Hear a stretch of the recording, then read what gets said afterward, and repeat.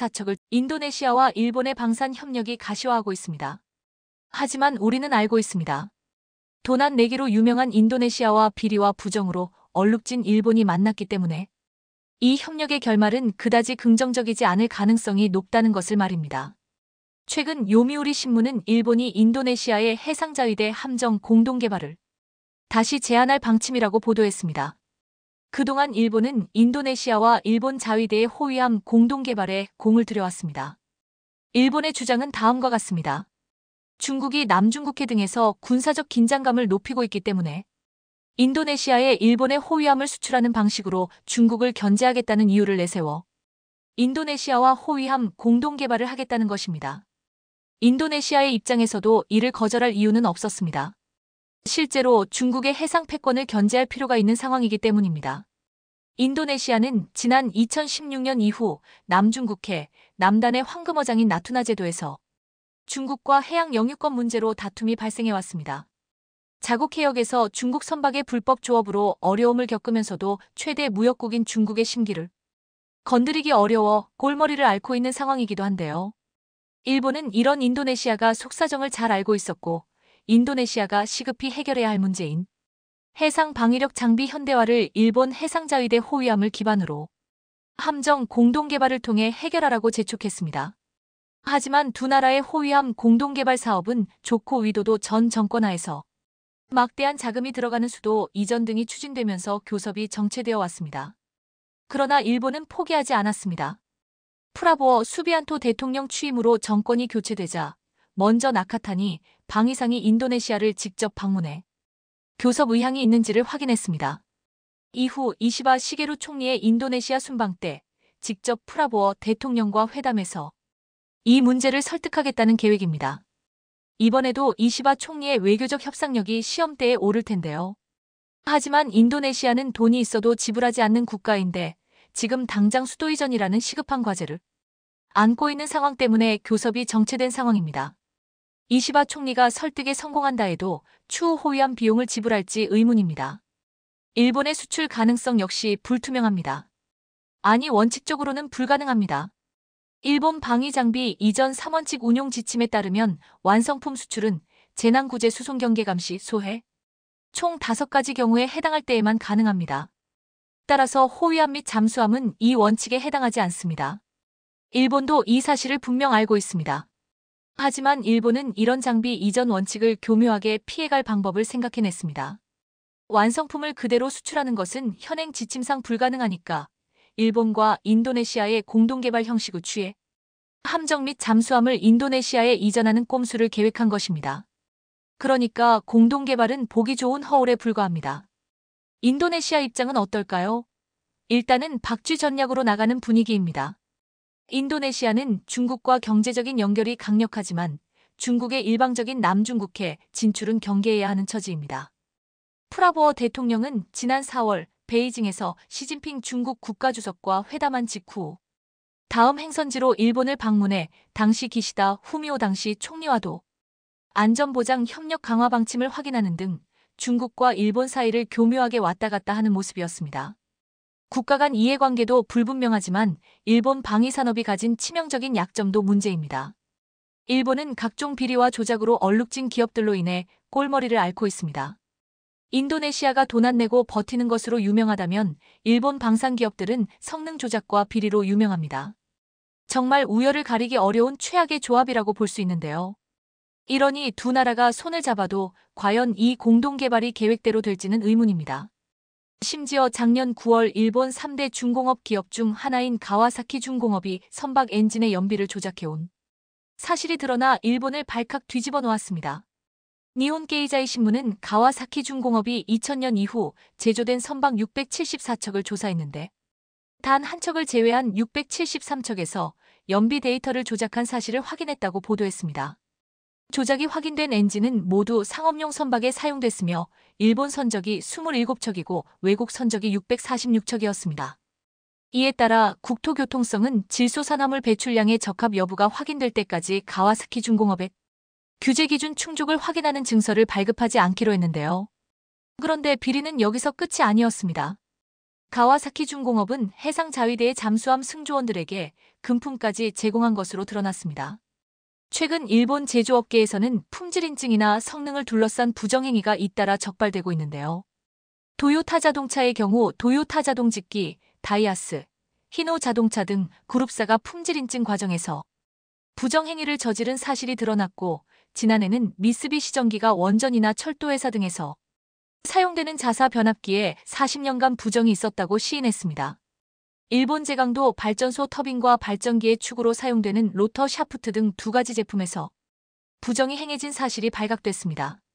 그런데 일본 3대 중공업인 가와사키마저 오랜 세월 데이터 조작을 해온 사실이 드러난 겁니다. 비리는 이 정도에서 끝이 아니었습니다.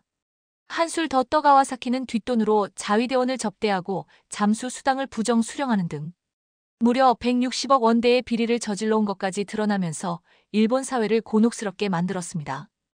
아사히 신문 등 현지 언론에 따르면 일본 방위성이 특별방위감찰을 추진한 결과 가와사키 중공업은 2018에서 2023년 6년간 하청업체와 자재 거래가 있었다고 속이는 방식으로 비자금 17억 엔을 조성한 것으로 확인됐습니다. 가와사키 중공업은 이 뒷돈을 임직원들이 사용하거나 자위대원 생활용품 구입이나 접대비 등으로 이용했는데요. 해상자위대는 자위함 내 사용 비품 등 희망 물품 명단을 가와사키 중공업에 직접 전달하기도 한 것으로 드러났습니다. 주로 게임기 등 사적 물품이었다고 합니다.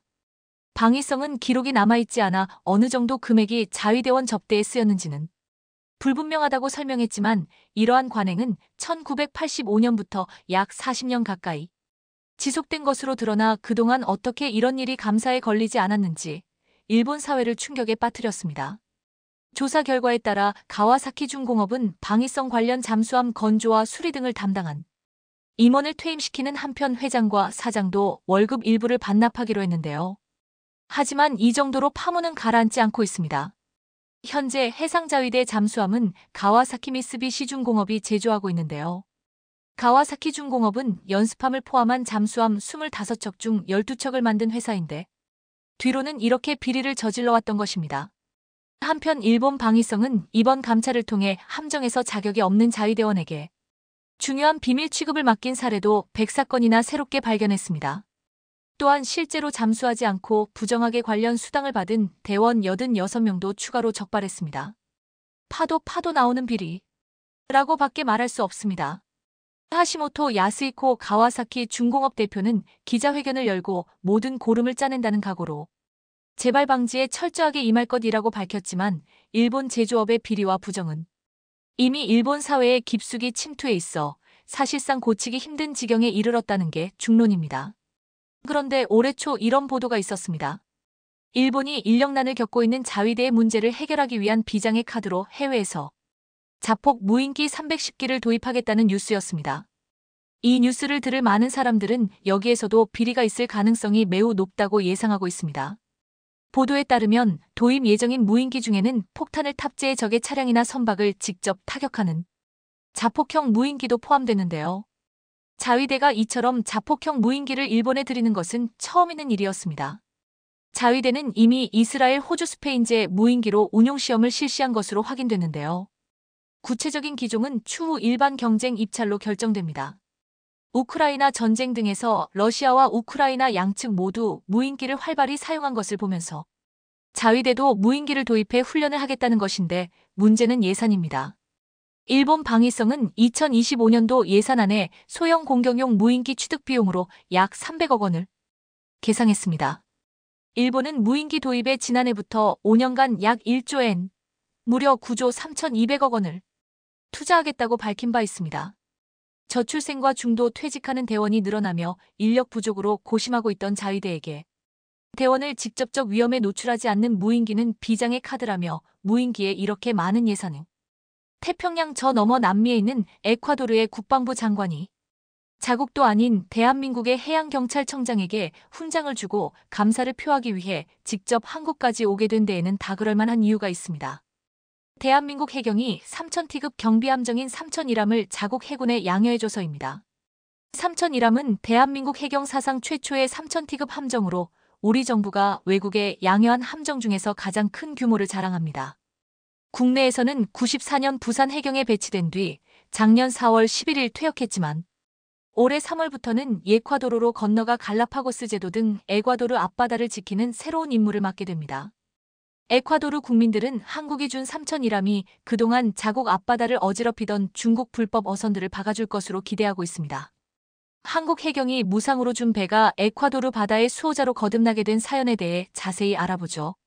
지난 12일 남미의 군사 전문지 디펜사 DFENSA는 에콰도르 해군이 한국이 앙여한 함정 함벨리 JAMBELI가 에콰도르에 입항하는 것을 준비하고 있다고 전했습니다. 함벨리는 에콰도르 해군에서 3,001함에 새로 지어준 이름으로 1941년 7월 25일 페루 해군과의 전투가 벌어졌던 함벨리 섭에서 따왔습니다. 함벨리 전투는 당시 전쟁 종이었던 페루로부터 에콰도르의 영해를 지켜낸 전투로 지금도 에콰도르에서는 전투가 벌어졌던 7월 25일을 해군의 날로 지정해 기념하고 있으며 당시 활약했던 함정 압동 칼대로는 현재 박물관으로 쓰이고 있습니다. 그런 에콰도르 해군에 있어 뜻깊은 이름을 지어준 거에서 에콰도르 측이 3,001함에 거는 기대가 얼마나 큰지 짐작하실 수 있을 겁니다. 디펜사의 보도에 따르면 함벨리 3,001함은 3월 23일 에콰도르로의 인도를 앞두고 최종 유지보수 중이며 에콰도르 주변 해역에서 순찰과 감시 임무를 맡아 마약 밀매선이나 불법 어선 등을 단속할 예정이라고 합니다. 핫벨리라는 새 이름을 받은 3,001함은 길이 105m, 폭 15m, 높이 38m인 3,000티급 합정인데요. 2020년에도 우리 해경청이 300티급 경비함정 2척을 에콰도르 해군에 양도한 바 있지만 이번에는 그보다 훨씬 큰 규모의 함정이 오기에 에콰도르에서 큰 기대를 쳤습니다. 3,001함의 양도를 앞두고 우리 해양경찰교육원은 작년 11월 에콰도르 해군 20명을 대상으로 함정 운용 교육을 실시해 함정 운용과 관련된 노하우와 기술을 전수해 주는 등 우리 측도 에콰도르 해군을 위한 지원을 아끼지 않고 있습니다. 우리 해경은 에콰도르 외에도 작년에만 베트남에도 25티급과 100티급 함정을 무상으로 양여하는 등 한국 퇴역 경비 함정을 양여받으려고 하는 나라들이 여러 있는데요. 이는 태평양을 중심으로 해양 패권을 장악하고 해양 자원을 독식하려는 중국으로부터 자신들의 바다를 지키기 위함이라 할 수 있습니다. 베트남이야 중국과 국경을 접하고 있고 남중국해 영유권 관련해 최근 갈등이 커지고 있으니 충분히 그럴만하다고 쳐도 중국과 저 멀리 떨어진 에콰도르는 무슨 상관이냐 하실 분들 많으실 겁니다. 그 이유는 우리 해경과 어민들에게도 골치 아픈 방해꾼인 중국 불법 어선들입니다. 2010년대부터 중국에서 샥스핀의 수요가 급증하자 중국 어선들은 에콰도르를 비롯한 남미 서해안 앞바다까지 와서 상어잡이를 하기 시작했습니다. 문제는 이들이 주로 조업하는 곳이 1979년 유네스코 세계자연유산으로 지정돼 어획이 금지된 갈라파고스 제도한 겁니다. 우리에게도 찰스 다원이 진화론의 이이디어를 얻은 곳으로 유명한 갈라파고스 제도는 에콰도르의 영토로 남미 본토 등 육지에서는 보기 힘든 다양한 생물이 서식해 생태학적으로 매우 중요한 곳입니다. 그런데 2020년 7월 중국 어선단 260여 척이 몰려와 이곳을 중심으로 상어잡이를 한 것이 에콰도르 해군에 확인돼 큰 논란이 일어났습니다. 2017년 8월에도 중국 어선 한 척이 갈라파고스 제도 인근에서 불법 조업을 하다 체포됐는데 당시 상어 6,600여 마리 등 불법 어획불이 무려 300여 티나 발견됐기에 에콰도르 입장에서는 민감하게 반응할 수밖에 없었습니다. 당시 에콰도르 대통령이었던 레닌 모레노는 중국 어선단이 상이잡이를 하던 바다는 풍부한 어장일 뿐 아니라 지구 생태계의 보고이기도 하다. 중국 정부가 해양자원 보존 차원에서 어류 남획 방지에 각별히 N주의를 기울여 달라고 중국 정부에 강력히 요구했지만 이후에도 중국 불법 어선 문제는 개선되지 않았습니다. 거기다 단속을 피하기 위해 위치 신호기도 끄고 조업하는 어선들도 나오는 등 중국 불법 어선들의 행태는 더욱 진흥화되었죠. 이에 에콰도르는 불법 어선 단속을 위해 2021년 9월 캐나다와 위성 사용 협정까지 맺는 등 여러 방법을 동원해봤지만 중국 어선들의 불법 조업은 여전히 근절되지 않고 있습니다. 중국 불법 조업 선단의 규모가 워낙 크다 보니 대형 모함을 근거지로 삼아 사실상 1년 내내 조업을 할 수 있어서입니다. 이에 결국 에콰도르는 2021년부터 칠레, 페루, 콜롬비아와 함께 중국 어선단의 불법 조업에 대해 공동 대응을 선언하고 군사적 협력까지 하고 있습니다. 작년 들어 세 번째로 실시된 갈라팩스 연합훈련이 대표적입니다. 이름에서 알 수 있듯 갈라파고스에서 실시되는 이 훈련은 에콰도르 주도하에 작년 기준 미국과 영국, 프랑스, 이탈리아, 스페인 등 강대국들도 참여한 가운데 대한민국 해군도 참여해 눈길을 끌었습니다. 때마침 이 훈련 참여 전 3000일 하만벨리의 에콰도르 양도가 결정되었기에 에콰도르에서도 한국 해군의 훈련 참여는 화제가 되었는데요. 한국 해군 및 해경의 협력과 연합훈련 참여는 해군력이 빈약한 에콰도르에 있어서는 아주 큰 보탬이 되고 있습니다.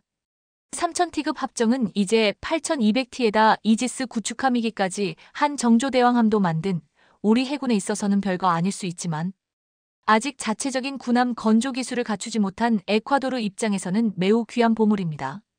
지난 몇 년 동안 에콰도르가 중국 불법 어선들의 만행을 알고도 당할 수밖에 없었던 게 이들이 위협을 느낄 만한 수준의 함정이 없던 탓이 컸는데 함벨리가 다음 달부터 들어옴에 따라 상황이 달라지게 될 것으로 기대되고 있습니다.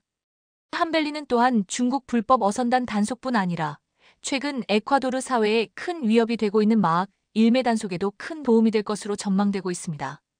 에콰도르는 2010년대부터 콜롬비아나 메루 등 주변 국가들에서 생산되는 마약들이 해외로 나가는 세계 마약 유통의 핵심지가 돼 이를 둘러싼 범죄들에 시달리고 있습니다. 에콰도르 자체에는 대규모 마약 재배 시설이나 정제 시설은 없지만 항구를 통해 바다로 마약을 몰래 빼내는 밀수선들이 활개치는 탓인데요. 2023년 8월 스페인 수출입 관리 당국이 에콰도르에서 들어온 바나나 컨테이너선에 9호티에 달하는 코엑스인이 숨겨진 걸 발견한 사례가 있었을 정도입니다. 이렇게 혼란한 자국 상황을 타개하는데 한국이 준 함벨리가 조금이나마 도움이 될 수 있기를 에콰도르 국민들은 기대하고 있습니다. 중국 불법 어선들에 시달리고 있다는 공통점 정도를 빼면 우리하고는 크게 상관없어 보이는 에콰도르를 우리가 적극적으로 돕고 있는 데에는 나름의 이유가 있습니다. 우리에게는 잘 알려져 있지 않지만 누가 시키지 않았음에도 에콰도르는 우리가 힘들 때 먼저 나서서 우리를 도왔던 대표적인 나라 중 하나이기 때문입니다. 에콰도르는 1962년에야 우리와 수교를 맺었음에도 1950년 한국전쟁이 발발하자 유엔 안보리 비상임이사국으로서 유엔군의 한국 파병 결의안에 찬성해 우리가 유엔의 도움을 받을 수 있도록 해줬습니다. 뿐만 아니라 당시 에콰도르는 대지진으로 큰 피해를 입었음에도 51년 한국민간구제단을 통해 우리나라에 당시 기준 10만 달러 3담의 쌀을 주어 전쟁과 굶주림에 시달렸던 우리에게 큰 도움을 줬습니다. 그러한 인연 덕에 서두에서 잠시 보셨던 히앙카를로 로프레도 에콰도르 국방부 장관이 함벨리 양도와 관련해 작년에 방한했을 때 용산 전쟁기념관도 방문했는데요. 로프레도 장관은 6.25 전쟁 당시 에콰도르의 지원을 기억해 주어 감사드린다. 처참한 전쟁을 겪고도 빠른 경제 성장을 이룬 한국의 모습에 감탄했으며 한국의 국방과학기술 발전에 대한 노하우를 배우고 싶다고 전했습니다. 한국 전쟁 이후에도 에콰도르는 우리 경제에 있어 작지만 아주 의미 있는 도움을 줬습니다. 대한민국 자동차 산업을 대표하는 현대자동차 최초의 고유 모델이었던 포니를 처음 수입한 나라가 다름 아닌 에콰도르였던 겁니다. 1976년 에콰도르가 포니 6대를 수입한 게 대한민국 자동차 수출 역사의 시작이었던 셈이죠. 그렇게 에콰도르로부터 크고 작은 도움들을 받았던 대한민국은 어느덧 에콰도르에 큰 도움을 주는 나라로 성장하게 되었습니다. 에콰도르에서도 자신들이 한때 도움을 줬던 한국이 세계적인 강국으로 성장한 걸 보고 뿌듯해하면서 국가 발전 모델로 삼으려 하고 있습니다. 이러한 에콰도르의 분위기는 2022년 한국과 에콰도르 수교 60주년을 맞아 에콰도르의 유력 일간지 에루니베르소에 게재된 한국과 에콰도르의 60년이라는 칼럼을 통해 느낄 수 있습니다. 칼럼을 쓴 리처드 살라자르 메디나 박사는 1962년 수교할 당시 두 나라의 출발선은 비슷했다. 그러나 현재의 모습에는 큰 차이가 있다. 이 나라 한국은 1960년대 초반에만 해도 당시 충남미 모든 국가보다 못한 세계 최빈국 총 한 곳이었다면서 한국은 일제감절기와 한국전쟁을 거치면서 불안정한 농업에 국가검제를 의존해야만 했고 높은 문맹률이 국가 발전의 걸림돌이었다고 전했습니다. 그랬던 한국이 지금과 같이 발전할 수 있었던 이유로 메디나 박사는 교육열을 꼽았습니다. 석유 등 풍부한 지하자원을 이용해 경제를 발전시키려 했던 에콰도르와 달리 지하자원이 부족했던 한국은 교육에 모든 것을 걸었고 그것이 장기적으로 지금의 발전을 가능하게 했다는 겁니다. 반면 에콰도르는 남미 원유 매장량 3위에 달하는 풍부한 석유를 바탕으로 석유 산업이 전체 수출의 40%가량을 차지하게 됐지만 그 때문에 국가 검제가 육아 흐름에 따라 뒤흔들려 지금도 불안한 상태에서 못 벗어나고 있습니다.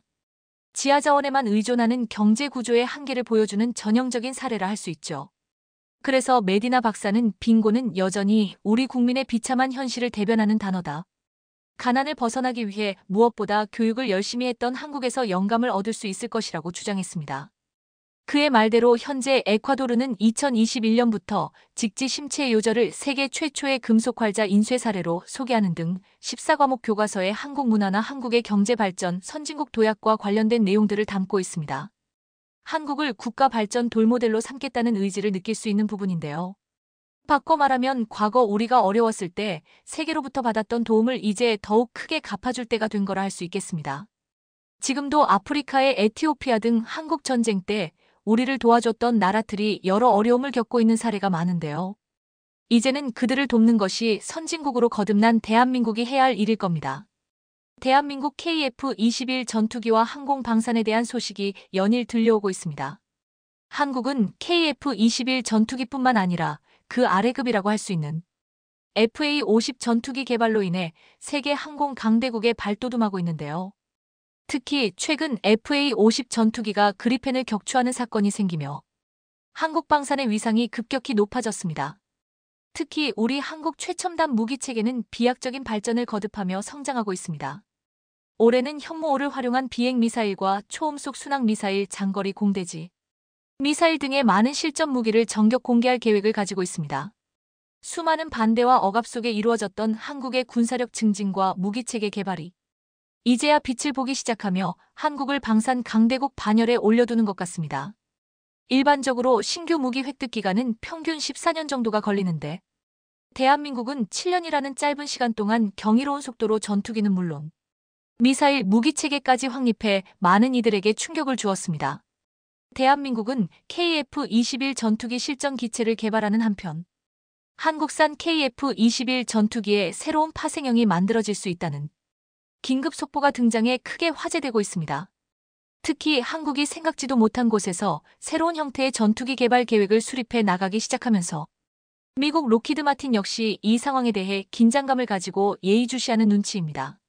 한국이 전자전기의 핵심인 레이더 포드를 개발함에 따라 전문가들 사이에서는 기존 해외에 포진해 있던 F-35 전투기 구매국들이 한국산 KF-21 전투기 구매국으로 전부 등 돌릴 수 있다는 새로운 관측이 쏟아지고 있습니다. 그렇기에 미국 정부는 일련의 상황을 각별히 지켜볼 수밖에 없는 상태입니다. 최근 KF-21 전투기 실전 기체 조립이 빠르게 진행되면서 KF-21 전투기 기술을 응용한 파생기에 대한 관심도 급속도로 높아지고 있습니다. KF-21 개발사인 한국항공우주산업에서 가장 가능성이 높다고 예상한 특수 파생형 계획이 일부 공개됨에 따라 드디어 KF-21 전투기의 시제 4호기와 시제 6호기가 복좌형으로 개발된 특별한 이유가 명백히 밝혀져 화제가 된 것입니다. 사실 복좌기는 단좌기와 완전히 다른 개념으로 한국군은 무리하게 두 기체를 개발했다고 해도 볼 수 있는데요. 대한민국이 개량형 기체를 만들기 위해 이러한 복좌 형태의 KF-21 전투기가 반드시 필요했던 것입니다. 특히 기체 변형을 통한 한국 공군을 통한 타격 작전을 수행하기 위한 전략이 다양해졌습니다. KF-21 전투기가 없던 과거에는 이에 대한 선택지가 굉장히 좁았습니다. 고고도 침투 타격 작전은 특히나 제발로 적의 방공망에 침투해야 하는 극도로 위험한 작전입니다. F-15K와 F-16 전투기는 어디까지나 스텔스 성능이 없는 4세대 전투기로 파일럿까지 위험에 처할 수 있는 작전인데요. 이에 반해 대한민국이 개발한 KF-21 전투기는 스텔스를 포함한 출중한 성능을 갖추고 있어 중고도 레이더를 무시하고 적극 방공망을 모두 제압하는 고고도 타격 작전이 어느 정도 가능해졌습니다. 하지만 보다 완벽한 계획을 수행하기 위해서는 한국이 미국 무기에 의존하지 않고 KF-21 타격 수행 능력을 부여하기 위해 유일한 선택지를 골라야 했습니다. 그것은 바로 작전 능력의 국산화였습니다. 대한민국은 이에 대해 아무런 망설임 없이 개발에 돌입했습니다. 물론 이에 대해 일각에서는 극심한 반대가 있었습니다. 바로 몇 달 전까지만 해도 KF-21 프로젝트에는 위기가 찾아왔습니다. 바로 국책기관인 KIDA에서 KF-21 블록 1위 공대공 전투기 2기에 개발할 필요가 없다는 식으로 반대했습니다. 하지만 이것은 절대 말도 안 되는 이야기입니다. 당시 KIDA는 블록이 버전인 공대지 모드까지 개발한 뒤 양산하는 것이 합리적이라는 주장을 했습니다. 블록이 개발이 완료되면 추가로 80대의 양산이 예정되어 있기 때문에 블록이 양산 공대지 개량을 추가하는 것보다 차라리 블록이 100대를 양산하자는 것이었습니다. 하지만 이것은 탁상행정에 불과합니다. 전투기 개발 과정은 호락호락하지 않습니다. 하나만 잘못되어도 난관이 찾아오는데 순식간에 20대를 줄여버리자는 것은 사실상 KF-21 프로젝트를 진창에 쳐박겠다는 말과 다를 바 없었습니다. 보통 공대지 무장을 떠올리면 단순히 무장창을 여러 미사일을 발사하면 그만이라고 생각하지만 여기에는 굉장히 많은 기술들이 녹아 있습니다. 특히 최신 전투기에 들어가는 초정밀 공대지 미사일의 경우 아주 정밀한 유도 기술이 있어야 합니다. 이는 곧 전투기의 임무 컴퓨터와 미사일의 GPS 레이저, 유도, 적외선 추적 등 다양한 기술이 통합되어야 합니다. 사실상 공대공 무장과 다를 게 없는 복잡한 작업인데 블록 단계에 따라 개발하며 공대지 무장과 기존 시스템 호환성, 공중 역학 및 무게, 중심 구조적 강도, 공간 제한 등을 고려해야 합니다. 또한 전투기의 전자전 시스템 탐지 및 타겟 시스템과 완벽하게 통합되어야만 합니다. 설계 구조를 제대로 유지한 채 공대지 무장을 통합하지 못한다면 정작 블록3로 개량했을 시 더 큰 문제가 생길 수도 있는 부분이었습니다. 수많은 환경 적응 및 테스트 검증 비용을 생각한다면 양산 중간에 공백이 조금이라도 생길 경우 KF-21 전투기 개발 전체를 중단해야 할 중대 사안이었다는 것입니다. 그렇게 된다면 현재 진행되는 수출 협상도 모두 뒤집어 지는 것은 물론 공군 전력도 공백이 생기게 됩니다. KIDA는 KF-21 전투기 초기부터 사업 타당성에 딴지를 걸며 KF-21 전투기 사업을 무산시키려 해왔습니다. 개발 초기 사업 타당성이 없다며 KF-21 프로젝트의 시작부터 불가능하게 만들려고 했던 곳 역시 KIDA입니다. 마치 자주 국방을 바라지 않는 것처럼 느껴지기까지 하는데요. 하지만 자주 국방을 위한 염원으로 똘똘 뭉친 국민들의 성원 덕분에 KF-21 전투기는 위기를 모면하며 결국 보라매라는 이름에 걸맞는 엄청난 공대공 무기를 개발해낼 수 있게 되었습니다. 또한 다음 단계인 공대지 미사일 기술력도 빠르게 높여나가고 있습니다. 이번에는 국민들의 성원으로 KIDA의 허무맹랑한 반대 의견을 이겨냈지만 언제 또 KIDA가 KF-21 전투기 개발에 찬물을 퍼부어 올지 모르는 노릇입니다. 대한민국은 이러한 반대 의견을 이겨내기 위해 더욱 살인적인 스케줄을 수행해야 했습니다. 그 속에는 KF-21 파생형에 대한 것도 있었는데 첫 단추로 끼우려는 것이 바로 KF-21 전자전기입니다. 우리 한국은 이미 관련 원천 기술을 모두 확보하고 있어 가장 먼저 만나볼 수 있는 KF-21 파생형으로 꼽는 것이 바로 전자전기가 되는 것입니다. 최종적으로 대한민국은 고고도 침투작전 즉 실의 능력을 미국 공군 수준 이상으로 도약시키는 것을 목표하고 있습니다. 또한 국산 레이더 미사일의 개발 과정에서 살펴보면 알 수 있듯 현재 미국산 암람을 장착하고 있지만 개발되는 국산 미사일의 수준도 그 이상으로 높이겠다고 발표했습니다.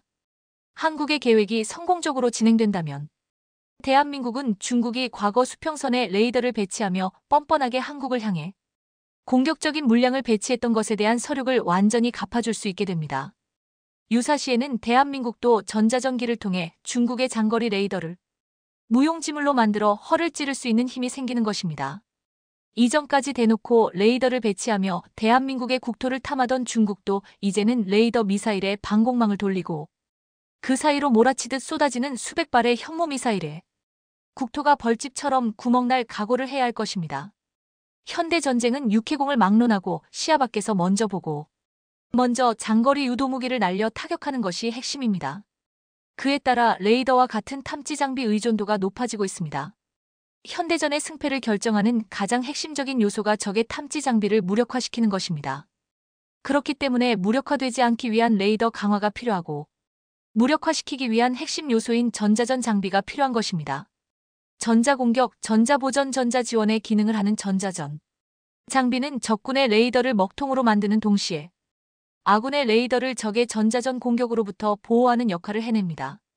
전자전이 제대로 먹히면 아군만이 일방적인 시야를 확보한 상태로 전쟁에 임할 수 있습니다. 대한민국은 동북아시아라는 국제 갈등의 각축전 한복판에 있는 만큼 이러한 전자전 장비를 중요하게 여기며 운용하고 있습니다. 그런데 최근 시험 비행을 마친 KF-21 전투기에 탑재된 전자전 장비 성능 평가 결과가 공개되어 화제입니다. 그 이유는 대한민국의 전자전 장비가 동북아 최강을 노릴 수 있는 잠재력을 가지고 있기 때문이었습니다. 이로 인해 중국과 일본의 발등에는 불이 떨어진 격이 되었습니다. 한국은 미국과 같은 전자전기를 활용한 유무인 복합 전술을 통해 더욱 강력한 육군과 공군 전력을 보유할 수 있게 되었습니다. 상대방의 시야를 가린 채 대한민국은 국산 미사일로 폭격을 가할 날이 머지 않았습니다. 대한민국은 본격적인 KF-21 무장 개발에도 돌입하였습니다. 한국의 공대공 미사일은 공대함 유도탄과 굉장히 흡사한 모습을 보이고 있습니다. 이는 덕티드 로켓 추진 방식을 선택했기 때문입니다. 덕티드 로켓 추진 방식은 다른 어떤 것보다 높은 속도가 장점입니다. 다 미사일에 탑재된 램제트 엔진이 기동하면서 공기흡입을 압축하고 내부에서 연료와 함께 연소하기 때문에 일반적인 미사일보다 훨씬 빠른 속도로 비행할 수 있습니다. 해당 기술을 자세히 살펴본다면 기존 미사일과는 그 체계가 조금 다릅니다. 산화제가 적게 포함된 고체 연료에 불완전한 연소가스를 가스 제너레이터를 거쳐 플로우 컨트롤 밸브로 연소기에 분사시키고 인테이크로 들어오는 공기로 2차 연소하게 하여 추력을 얻습니다.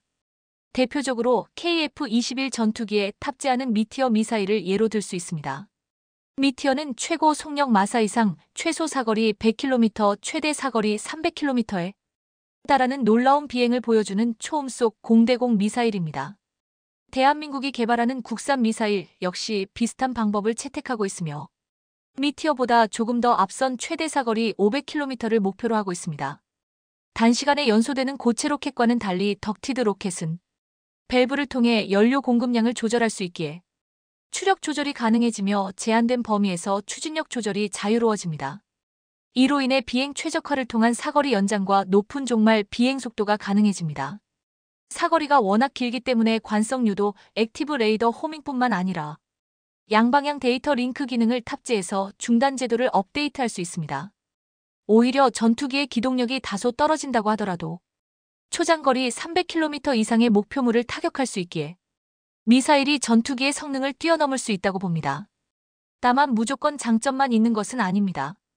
덕티드 로켓 추진 방식은 미사일이 혼자 공기흡입과 압축연료, 혼합 및 연소를 모두 수행해야 하기 때문에 기술적 난이도가 굉장히 높은 편입니다.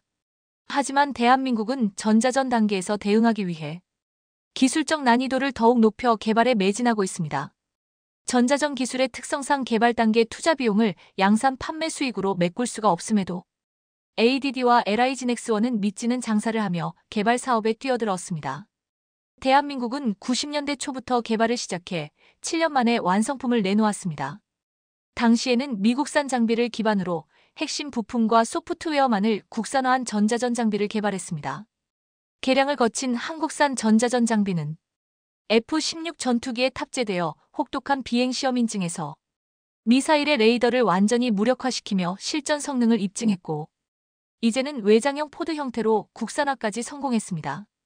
게다가 대한민국 KF-21 전투기가 등장함으로써 미국의 간섭 없이 마음껏 전자전 개발을 이어갈 수 있게 되었습니다.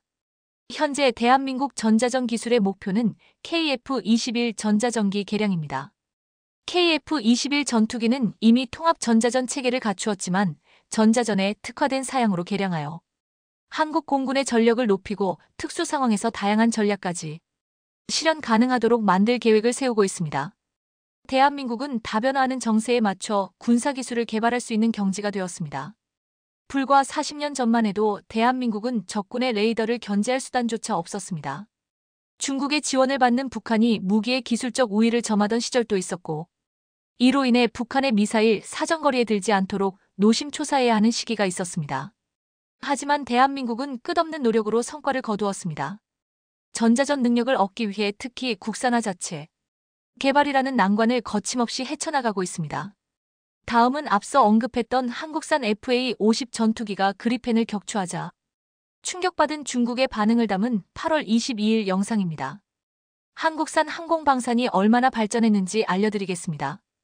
최근 필리핀 공군이 FA-50 전투기로 공중전 훈련을 진행하며 태국 그리펜을 상대로 승리를 거두어 크게 화제가 되었습니다. 필리핀 FA-50 전투기는 지난해 훈련 중 세계 최강 전투기라는 미국산 F-22까지 격추하여 경이롭다는 반응을 이끌어냈는데, 이번에는 과거 중국 전투기를 처참하게 무찔렀던 태국의 그리펜을 이기며 FA-50 전투기의 저력이 우연이 아님을 입증했습니다. 실제로 이 전투 이후 근접전에서 FA-50을 과소평가하지 마라.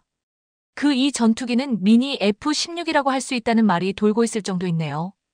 이번 훈련 결과로 인해 최근 일어나는 필리핀과 중국 간의 갈등에도 변곡점이 생겼다는 소식이 들려왔습니다.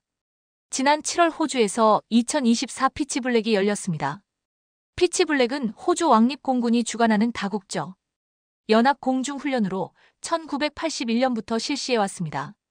우리 공군은 2022년 KF-16 전투기로 최초 참가하였으며 이번이 두 번째 참가입니다. 올해 피치블랙은 역대 최대 규모로 미 공군의 F-22, 이탈리아 공군의 F-35, 프랑스 공군의 라팔, 인도 공군의 Su-30 등 16개국 130여 대의 항공기가 참여하며 네로라하는 전투기들의 모습을 확인할 수 있었습니다.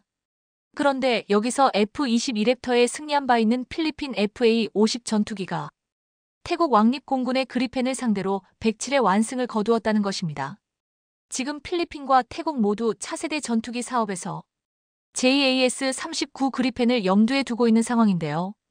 이 상황에서 FA-50 전투기가 해당 전투기를 완벽히 이긴 사건은 한국산 전투기에게 보다 유리하게 작용할 것으로 전망됩니다.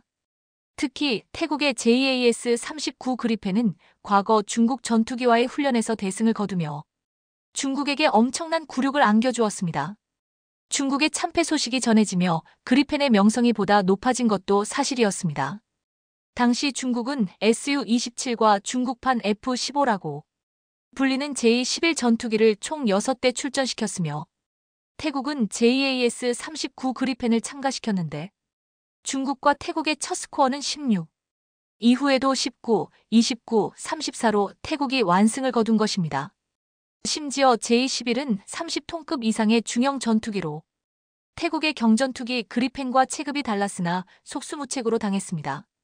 중국 공군의 에이스 파일럿 리중화 공군대교는 전투기 성능 격차가 패배의 원인이 아니며 중국 공군 파일럿의 문제라고 중국 공군 관계자들에게 둘러댔습니다.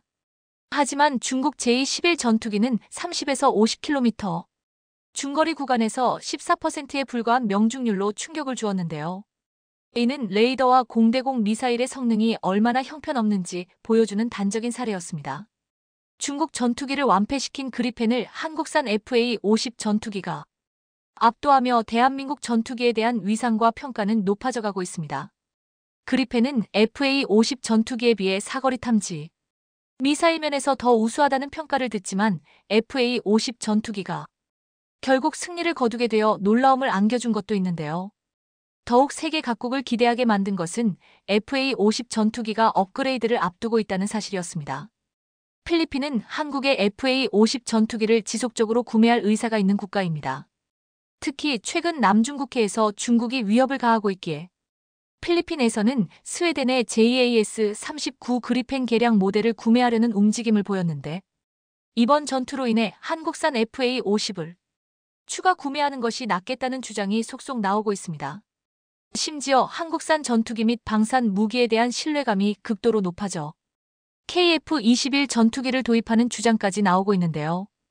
필리핀이 보유한 FA-50 전투기가 그리펜의 대승을 거두자 필리핀 여론 역시 뜨거웠습니다. 필리핀 조종사들이 쌍발 엔진 제트 전투기로 무슨 일을 할 수 있는지 상상해야 한다며 태국의 JAS-39 그리펜이 중국의 J-11을 이겼지만 필리핀의 FA-50 전투기에게 무참히 패배했다는 사실을 짚었습니다. 필리핀은 비싼 다목적 전투기를 구매할 필요가 없으며 FA-50 개량형을 구매하는 것으로도 놀라운 결과를 낼 수 있을 것이기 때문에 한국산 FA-50 전투기를 추가적으로 구매하는 것이 옳다고 생각한다는 의견이 있었습니다. 또한 근접 공중전에서 FA-50 전투기는 마치 미니 F-16과 같다며 그리펜은 FA-50 전투기보다 뛰어난 첨단 항공 전자 장비를 갖추고 있음에도 근접 전투 시나리오에서는 FA-50 전투기의 능력이 놀랍다는 사실을 자각해야 한다고 말했습니다. 또한 로키드 마틴 역시 FA-50 파이팅 이글의 주요 설계자 중 하나라는 사실은 한국산 FA-50 전투기의 신뢰도를 높여준다며 필리핀 사람들은 자국 조종사뿐만 아니라 대한민국에서 구입한 FA-50 전투기까지 자랑스러워하며 행복해했습니다. 이에 인도 매체 유라시아 타임즈는 필리핀이 중국 전투기의 위험한 기동에 대비해 최첨단 항공기인 FA-50 전투기 배치를 검토하고 있다고 보도했습니다. 중국은 남중국해와 동중국해의 국제 공격에서 외국 군용 항공기를 기를 유력한 것으로 악명이 높다며 지난주에 중국 인민해방군의 공군 전투기 2대가 필리핀 공군 경비행기에 위험할 정도로 가까이 다가가 경로에 플레어를 발사했다고 전했습니다. 해당 사건 이후 필리핀 국방부 장관은 이 지역에서 주권을 주장하고 저지하기 위한 끊임없는 투쟁이 될 것이므로 이런 일이 일어날 것을 예상합니다. 라고 말하며 앞으로 순찰 항공기 호위용으로 FA-50 전투기를 배치하는 것에 대해 필수적으로 논의하겠다고 언급했습니다. 또한 필리핀 공군 대령은 중국 공군의 공격적인 기동에 대응할 자산이 있는가라는 질문에 한국산 FA-50 전투기가 중국산 공군력에 대항할 수 있는 필리핀의 유일한 수단이라고 언급했습니다. 군사 전문가들은 필리핀 공군이 군도 영공을 효과적으로 보호하기 위해서는 최소 12개 이상의 다목적 제트 전투기가 필요하다고 주장했는데요. 이에 필리핀은 새로운 다목적 전투기를 도입할 예정이라 언급하며 당장 중국산 전투기를 저지할 유일한 무기는 FA-50라고 말했습니다. FA-50 전투기의 스펙만 본다면 중국 전투기에 비할 수 없지만 그동안 훈련 결과를 살펴보면 이는 결코 허황된 이야기가 아닙니다. 필리핀 공군들은 자신들의 무기인 FA-50 경전투기로 충분히 중국과 붙어볼 만하다고 말하고 있습니다. FA-50 전투기가 중국의 제트기 2에 맞서 버틸 수 있을지에 대한 질문에 필리핀에 거주하는 군사 전문가는 FA-50 전투기는 중국에 대한 자세를 취하고 어느 정도 억제력을 확립하기 위해 배치되었다고 말하며 다만 중국산 전투기는 여전히 필리핀에게 위협적이라고 언급했습니다. 또한 FA-50 전투기가 작년에 중국에게 심각한 타격을 입혔다고도 언급했는데요. 이 사실은 굉장히 흥미로우면서도 한국산 전투기의 경쟁력이 얼마나 높은지 보여주는 단적인 예가 되고 있습니다. 심지어 중국과 파키스탄이 공동으로 개발한 전투기 도입을 고려하던 말레이시아 마저 한국으로 돌아서는 결정적인 계기가 되었습니다. 필리핀 FA-50은 중국 전투기와의 공중전 가능성은 낮지만 필리핀 지도부는 FA-50 배치를 통해 베이징에 강력한 신호를 보낼 것이라고 언급했습니다. 실로 FA-50 전투기의 위상이 느껴지는데요. FA-50은 동남아뿐만 아니라 최근 중남미 국가에도 쭉쭉 뻗어나가고 있습니다. 페루에 이어 도미니카 공화국에서 FA-50을 구매한다는 소식이 전해진 것입니다. 페루가 FA-50 전투기를 도입한 이후 중남미에서도 한국산 전투기에 대한 인지도가 급격히 상승하며 수많은 국가들이 한국산 FA-50 도입에 관심을 보이기 시작했습니다. 도미니카 공화국은 아이티와 함께 섬을 공유하고 있는데 아이티는 19세기 수차례 도미니카 공화국을 침략하여 22년간 식민 통치를 하기도 했습니다. 이후 도미니카 공화국은 독립하여 관광 사업 등으로 경제적인 발전을 이루었지만 아이티는 폭력과 빈곤에 시달리는 극빈국으로 도미니카 공화국을 늘상 위협해왔습니다. 이에 대해 고심하던 도미니카 공화국은 필리핀에서 무장 반군 세력을 섬멸한 FA-50 전투기를 도입하여 아이티와의 국경 지역에 배치하고 위협을 적극 대응하겠다고 밝힌 것입니다. 이러한 도미니카 공화국의 발표로 현지 여론은 뜨겁게 달아올랐습니다. 도미니카 공화국 국민들에게는 굉장히 기쁜 소식이었던 것인데요. 실제 현재 도미니카 공화국이 가진 이탈리아 전투기들과 비교하며 이탈리아는 한국에게 완전히 패배했다며 대한민국 전투기의 명성을 극찬했습니다. 한국 방산이 점차 수많은 나라로 영향을 미치고 있습니다. 지난 2022년 한국 항공우주산업은 5년간 FA-50 1000대 수주 목표를 잡으며 허황된 목표라는 비난을 들었어야 했는데요. 오히려 이것은 한국 항공우주산업의 성견지명이라 느껴질 정도로 차근차근 전투기 수출이 이루어지고 있습니다. 수많은 국가에 한국산 전투기가 영향을 미칠 수 있길 기대합니다. 도요타 자동차의 전기차 전략을 전면적으로 폐기를 검토하고 있다는 초유의 소식이 들리고 있습니다. 무려 4조엔, 원화로 40조 원에 달하는 엄청난 자금을 투입해 개발하고 있던 도요타 차세대 전기차 플랫폼이 사실상 백지화되는 충격적인 상황이 발생한 것인데요. 이에 대해서 도요타가 전기차와 관련된 기술적인 문제뿐만 아니라 기본 설계인 전기차 플랫폼마저도 효율성이 낮다고 판단해 천문학적인 비용이 들어가는 전기차 계획을 폐기할 수도 있다는 것입니다. 그리고 이러한 요소에 대한민국 현대차가 결정적인 영향을 끼치고 있다는 분석까지 나오고 있어 일본인들이 충격에 빠지고 있습니다.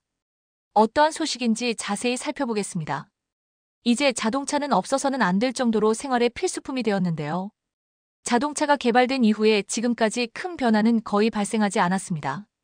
그러나 이제는 자동차가 단순한 이동수단으로 끝나는 것이 아니라 환경을 생각하는 전기 자동차로 변화를 도모하는 동시에 스마트폰처럼 자동차의 콘텐츠까지 접목시키는 변화까지 나타나고 있습니다. 만약 인류의 계획대로 전기차가 자율주행 단계 레벨 5까지 달성하게 된다면 모든 도로 조건과 환경에서 운전자가 아니라 시스템이 운전을 담당하게 됩니다. 물론 자율주행 레벨 5가 먼 미래라고 주장하는 사람들도 많지만 인류가 언젠가는 도달할 수밖에 없는 단계이기 때문에 미리 준비해야 한다는 주장도 나오고 있습니다. 만약 자동차를 시스템이 운전할 정도로 전기차의 역량이 완전히 업그레이드 된다면 지루하고 따분한 이동 시간이 즐거워질 것으로 보이는데요. 운전자들뿐만 아니라 동승자 역시 이동하는 시간에 편안하게 누워서 잠을 자거나 영화를 보거나 음식을 먹는 등 다양한 방식으로 변경될 것으로 보입니다. 물론 현 단계에서는 전기차가 대세는 아니지만 앞으로 이러한 미래의 변화는 막기 어려울 것으로 보이는데요. 이런 미래를 준비하기 위해서 세계 각국의 자동차 회사들은 빠르게 내연기관 자동차 업체를 전기차 업체로 변경하고 있습니다.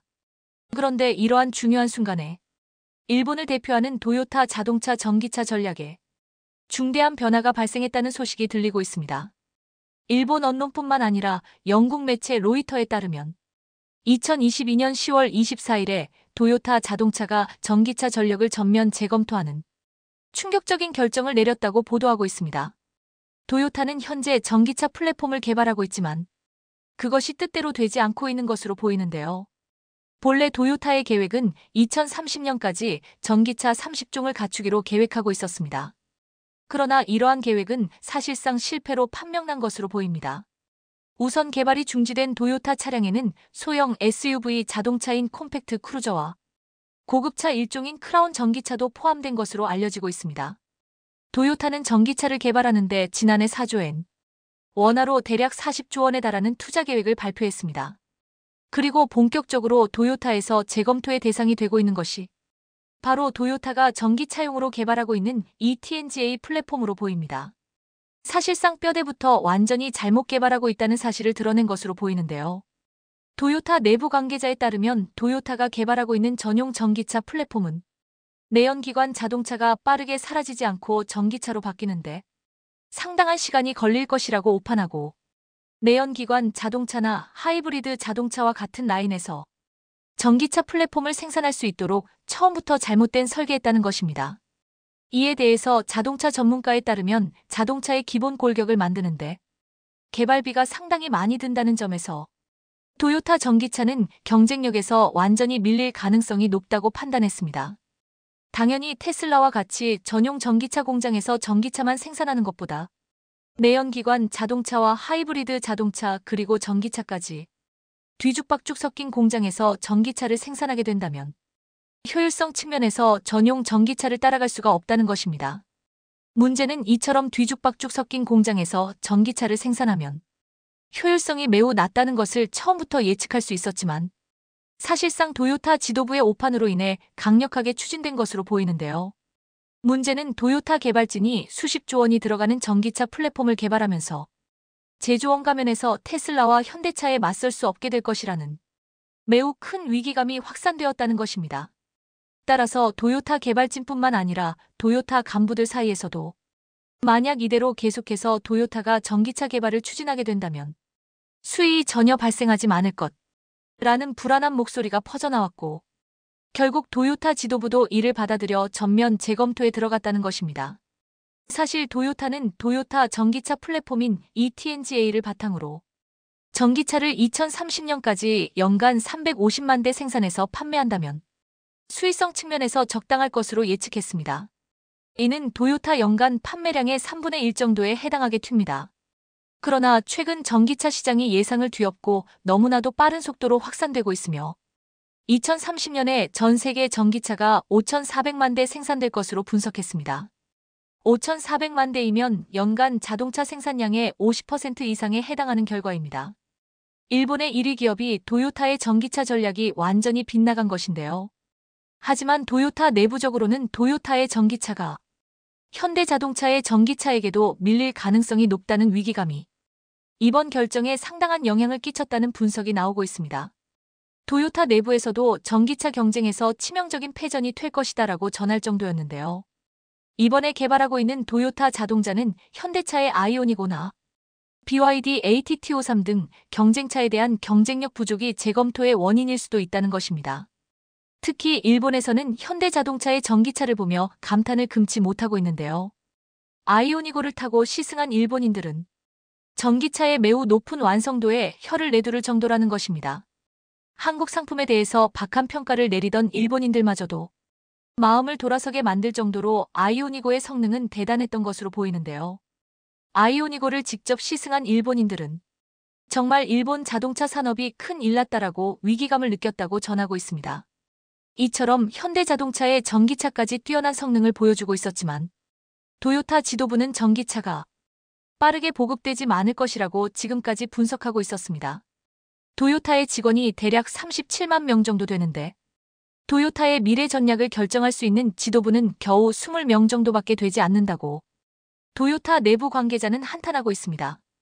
더군다나 가장 큰 문제는 도요타의 아키오 사장이라는 것입니다. 도요타 아키오 사장이 전기차를 좋아하지 않는다는 사실은 의히 알려진 사실입니다. 따라서 빠르게 급변하고 있는 전기차 시장을 소홀히 여겼을 가능성이 높다는 것입니다. 더군다나 최근에 도요타 전기차 플랫폼인 ETNGA 기반으로 하는 도요타 BZ4X를 출시했었습니다. 그런데 도요타 BZ4X가 출시되자 바퀴가 주행 중에 빠지는 황당한 결함 탓에 출시 2개월 만에 전량 리콜을 선택하는 치욕적인 상황도 발생했습니다. 대략 2,700대의 전기차가 판매가 되었는데 대만에서 1건, 미국에서 2건의 바퀴 빠짐 현상이 발생한 것입니다. 이에 대해서 도요타는 추후 조사 결과 휠 제조사가 도요타가 요구한 사양에 따라 바퀴를 정확하게 만들지 않았을 뿐만 아니라 바퀴를 차축에 고정하는 볼트에도 심각한 문제가 있어 바퀴 빠짐 현상이 발생했다 라고 밝혔습니다.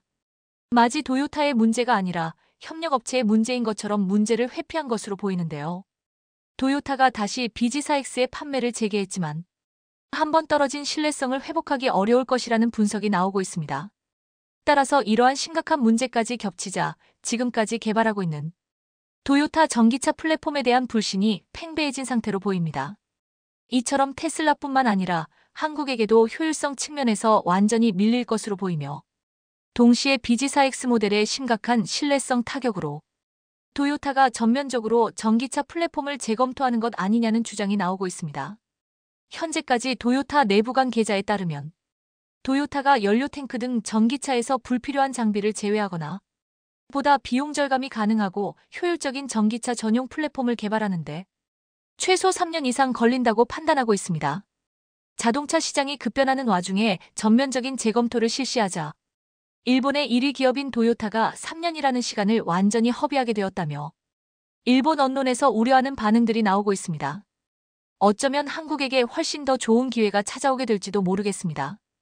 현재 미국 정부는 최근 중동에서 벌어지고 있는 사상 초유의 상황에 당혹감을 감추지 못하고 있습니다. 이는 바로 세계 6위의 군사강국으로 올라선 한국이 중동에서 미국의 패권을 위협할 정도로 엄청난 영향력을 과시하고 있기 때문입니다. 이와 관련해 지난 1월 9일 영국의 중동 전문 매체인 미들 이스트 아이는 사우디 정부가 한국과의 군사동맹을 필사적으로 강화하고 나섬에 따라 중동 지역에 엄청난 파급력을 미치고 있는데 이는 결과적으로 지난 수십 년 동안 중동 지역의 자원과 안보를 쥐락펴락해왔던 미국의 패권이 한국으로 통째로 넘어가는 상황이 전개되고 있다며 이를 대대적으로 보도했습니다. 먼저 이 매체는 거두절미하고 냉전이 한창 진행되던 1970년대부터 한국과 사우디는 경제와 정치적으로 긴밀한 유대 관계를 심화시켜왔다고 보도했습니다. 실제로 이 매체는 그 당시에 현대와 삼성을 비롯한 수십 개의 한국 기업들이 수많은 건설 노동자를 사우디에 파견함으로써 막대한 중동 특수를 누렸고, 이를 통해 한국의 경제 발전에도 지대한 영향을 미쳤다고 보도했습니다. 그리고 이 매체는 반세기 가까이 이어져 왔던 두 나라의 긴밀한 관계는 오늘날에 이르러서도 다양한 분야에서 눈부신 성과를 만들어내고 있다고 보도했습니다. 반세기가 지난 지금, 두 나라는 인프라에 대한 석유와 달러의 단순한 교역을 넘어 사우디가 필요로 하는 한국의 우수한 첨단 전자와 통신을 비롯해 방위 산업에 이르기까지 확장적인 파트너십으로 전환했다. 특히 이 매체는 지난해 1월에 한국 대통령이 수교 60주년을 기념해 사우디를 국빈으로 방문함으로써 마침내 두 나라의 관계가 미래의 지향적인 전략적 동반자 관계로 격상됐고, 이는 사우디 정부가 자국의 새로운 신성장 동력을 구축하는 과정에서 한국과의 협력을 가장 우선시하는 촉매제로 여겨지고 있다고 소개했습니다. 그도 그럴 것이 지난해 11월에 한국 대통령의 사우디 방문에 대한 담방 차원에서 한국을 전격적으로 방문한 빈살만 왕세자가 한국 기업들과 무려 300억 달러 37조 원에 달하는 비즈니스 계약을 일사천리로 체결했을 뿐만 아니라 한국과 다방면에 걸쳐서 협력을 강화하고 싶다는 의지를 강력하게 내비쳤다는 것입니다. 그는 특히 방위산업과 인프라 그리고 건설 분야에서 한국과의 협력을 획기적으로 강화하고 싶다고 말했다. 서울에서 진행된 논의는 석유 수출을 넘어 경제를 다변화하겠다는 사우디의 비전 2030 계획이 대부분이었다. 특히 영국의 중동 전문 매체인 ME는 5천억 달러 620조 원 규모의 네옴시티 프로젝트 또한 사우디 정부의 배려로 한국 기업들이 독점할 가능성이 매우 높아지고 있다고 보도했습니다. 실제로 이 매체는 지난해 11월에 있은 사우디 왕세자의 한국 방문을 계기로 건설과 석유화학을 비롯해 제약과 농업, 그리고 게임과 에너지 분야까지 망라하는 26건의 네옴시티 프로젝트 계약을 한국 기업과 맺은 것만 놓고 보더라도 그 같은 상황을 여실히 증명해준다고 보도했습니다. 또한 사우디 정부는 여기에 더해 자국의 첫 원자력 발전소 사업은 물론이고 군사력 증강에 있어서도 한국과의 협력을 최우선시하고 있다는 것입니다. 하지만 한국과 사우디의 이 같은 전방위적인 관계 강화를 놓고 유독 불편한 심기를 드러내는 나라가 있습니다. 바로 미국 정부가 한국과 사우디의 관계 강화를 탐탁치 않게 여기고 있다는 것입니다. 이는 지난해에 발생한 여러 외교적 이슈로 인해 한국과 사우디를 상대로 한 미국 정부의 외교 관계가 연일 악화일로로 치닫게 됨에 따라 결국 한국과 사우디의 관계 강화를 미국 정부가 우려의 시선으로 바라보고 있다는 것입니다. 먼저 영국의 중동 전문 매체인 ME는 당장 사우디 정부만 하더라도 이미 2021년에 바이든 행정부가 출범할 당시부터 사사건건 격렬한 대립을 이어왔다고 보도했습니다. 바로 지난 2018년 당시에 자국 정부의 비판적인 사우디 언론인이 튀르키예 주재 사우디 대사관에서 불미스러운 일을 겪은 것을 두고 바이든 대통령이 이를 빈살만 왕세자가 벌인 일이라며 사우디 정부를 강력하게 비판해왔다는 것입니다. 그리고 이에 반발한 사우디 정부는 지난해에 미국 정부의 원유 증산 요구를 무시하고 러시아의 원유 감산 행렬에 동참함으로써 결국 국제 원유 가격이 급격하게 치솟는 상황을 연출했다는 것입니다. 뿐만 아니라 사우디 못지않게 한국 정부 또한 마찬가지로 미국 정부와 여러 정치적 오해를 쌓아왔고, 이는 결과적으로 한국이 사우디와의 관계를 강화하는 것에 대해 미국의 정부 인사들로부터 거센 반발을 불러왔다는 것입니다. 실제로 이 매체는 한국의 직전 정부만 놓고 보더라도 당시 중국과 격렬한 대립을 펼치려던 트럼프 행정부와 달리 한반도 평화 프로세스라는 외교 노선을 통해 동북아 번영을 도모하려고 했다고 보도했습니다. 또한 이 매체는 당시 트럼프 행정부가 일본과 화해하라고 한국 정부에게 거센 압박을 가했음에도 불구하고 한국 정부는 이에 수긍하기는커녕 오히려 일본 정부가 한반도에서 저질렀던 침략 행위에 대해 그 어떤 사죄나 배상 없이는 절대 화해하지 않겠다는 입장을 표명하면서 한일 관계뿐만 아니라 한미 관계도 극도로 긴장된 상황을 유지해왔다고 보도했습니다. 그리고 뒤이어 이 매체는 지난해 5월에 출범한 현재의 한국 정부 또한 마찬가지로 바이든 행정부와 여러 논란을 불러일으켜왔다고 보도했습니다. 이는 지난해 8월에 미국의 하원 의장이 한국과의 관계 강화를 위해 노구를 이끌고 한국을 방문했음에도 불구하고 한국 정부는 이를 외면하는 듯한 모습을 보인 데다가 급기야 가든해 9월에 뉴욕에서 있은 한미 정상의 48초짜리 스탠딩 회담에서도 전혀 예상치 못했던 엄청난 외교적 파장을 몰고 오는 상황이 전개됨에 따라 기어코 미국의 정치인들과 언론 매체들로부터 상당한 비판이 쏟아졌다는 것입니다. 해외에서 미국의 군사동맹을 비판하는 저명한 평론가인 더그 밴도우는 지난 10월에 이들 두 나라와 미국과의 관계를 재평가할 것을 촉구하는 글에서 대한민국의 특권의식이 사우디만큼이나 커질 수 있다고 지적했다. 하지만 그럼에도 불구하고 영국의 중동 매체인 에미는 한국과 사우디를 상대로 맺은 미국의 동맹 구조는 아직까지 미국이 세계 패권을 유지하는 전략에 있어서 매우 중요한 존재로 인식되고 있는 만큼 현재 미국 정부가 한국과 사우디의 협력 강화를 놓고 이러지도 저러지도 못한 채 전전긍긍하는 모습을 연출하고 있다고 보도했습니다. 바로 한국의 방위산업만 하더라도 나토를 비롯해 미국이 주도하는 다국적 동맹에 있어서 가장 중요한 무기 공급처로 자리 잡고 있는 데다가 미국의 방산 기업들 또한 한국의 최신 기술을 접목하고 방산 무기를 곰도로로 개발함으로써 동맹국들의 상호운용성과 전반적인 역량 강화를 성공적으로 이끌어내고 있는 사실을 비춰봤을 때 미국 정부가 이러한 상황을 무시하고 한국과 갈등을 빚게 된다면 미국의 세계 전략에 크나큰 손실을 가져올 수밖에 없다는 것입니다. 때문에 이 매체는 현재 미국 정부로서는 한국과 사우디가 미국의 동맹 구조에서 벗어나지 않길 바라는 상황을 맞닥뜨리고 있다고 보도했습니다.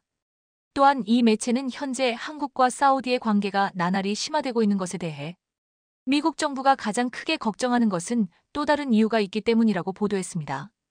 이는 무엇보다 한국의 방위산업이 세계적인 무기 공급 국가로서 놀라운 성장을 거듭함에 따라 혹여나 중동 지역에서 미국 기업들을 제치고 독점 체제를 구축하지 않을까 미국 정부가 노심초사하고 있다는 것입니다. 한국은 현재 세계 8위의 무기 제조국이며 2016년부터 2022년까지 전투기와 미사일을 비롯해 자주포와 탱크, 그리고 소형 무기 등의 수출이 177%나 증가했다. 특히 이 매체는 한국의 방위산업이 해가 갈수록 엄청난 급성장을 거듭하는 것은 현재 폴란드를 비롯한 유럽 각국에서 한국제 방산무기를 대규모로 도입하고 있기 때문인데 이는 도입 시기가 한없이 늦어지는 값비싼 미국제 방산무기보다 한국제 방산무기의 품질과 가격이 더 매력적일 뿐더러 인도 시기 또한 상당히 빠르기 때문이라고 보도했습니다. 그리고 뒤이어 이 매체는 유럽에서의 이 같은 상황에 더해 사우디와 아랍에미리트를 비롯한 중동의 주요 국가들 또한 최근 들어 미국제 방산무기 대신 한국제 방산무기를 대거 도입하려는 움직임을 보이고 있다고 보도했습니다. 실제로 이 매체는 이미 지난 2021년에 아랍에미리트 정부가 한국을 통해 지대공 미사일 천궁일 35억 달러 규모로 도입키로 한 데 이어 지난해 3월에는 사우디 정부가 하나디펜스와 8억 달러 규모의 방산 계약을 체결했다고 보도했습니다. 또한 사우디 정부는 의명의 한국 기업 3곳과 9억 8,900만 달러의 방산 계약을 체결했다. 그 판매에 대한 자세한 내용은 아마도 민감해서 인지 공개되지 않았다. 그러면서 이 매체는 사우디 정부가 이미 2013년부터 한국과 다방면에 걸친 군사협력을 추진해왔던 만큼 한국의 방위산업이 유럽에서뿐만 아니라 사우디에서도 미국 기업들을 제치고 독점 체제를 구축하는 것은 시간 문제와 다를 없다고 보도했습니다. 어쨌든 한국의 군수품 수출은 록히드 마틴과 레이시온 같은 미국 기업들에게 계속해서 속쓰림을 일으킬 것이다. 더군다나 이 매체는 정작 미국 정부마저도 나날이 더해가는 군수물자 부족을 해결하기 위해 한국으로부터 10만 발에 달하는 포탄을 다금히 구매한 사실을 놓고 봤을 때 중동 지역에서 더해가는 한국의 독점 체제는 앞으로도 더 강력하게 구축될 것이라고 전망했습니다. 결국 영국 매체의 이러한 보도는 시류에 휩쓸리지 않고 부단한 노력과 정진을 이어왔던 우리의 저력이 오늘날 세계 초강 대국이라 일컬어지는 미국마저도